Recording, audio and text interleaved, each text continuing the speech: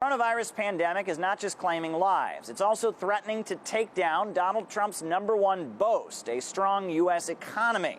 At this point, with the stock market going wild, Donald Trump has decided to blame China. If we had known about this a number of months earlier, it could have been contained to that one area in China where it started.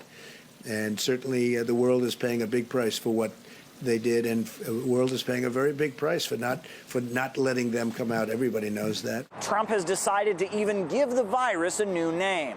I would like to begin by announcing some important developments in our war against the Chinese virus.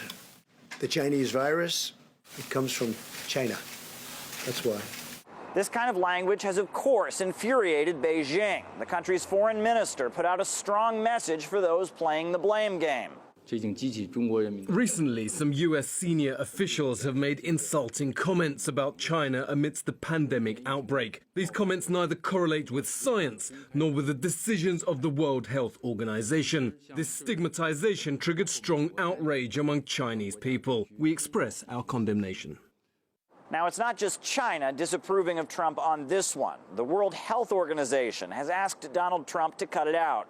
Viruses know no borders, and they don't care about your ethnicity, the color of your skin, or how much money you have in the bank.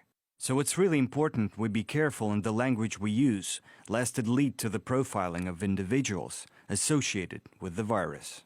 Now, for all those looking to blame China, it's worth looking into their vast global efforts to stem the pandemic, donating test kits to Cambodia and plane loads of masks and ventilators to France and Italy, along with medical teams. They've pledged to help the Philippines, Spain, and other countries. Chinese doctors are on their way to Iraq and Iran. President Xi called it a health Silk Road, pledging to get assistance where it's needed planet-wide. Look at America's response overseas. Take a look at Iran. Iran is one of the countries that is worst hit, with its health services dangerously overloaded. Officials are saying that millions could die, but yet Iran is being hit with more U.S. sanctions. Donald Trump is maliciously tightening the U.S. illegal sanctions with the aim of draining Iran's resources needed in the fight against COVID-19, while our citizens are dying from it. The world can no longer be silent as U.S. economic terrorism is supplanted by its medical terrorism.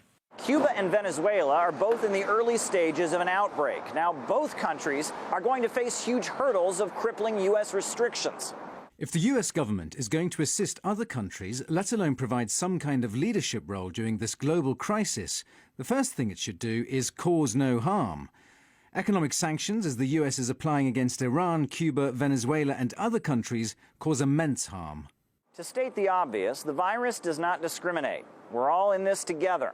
So why would anyone want to inflame international tensions or inflict economic damage to nations at a time like this?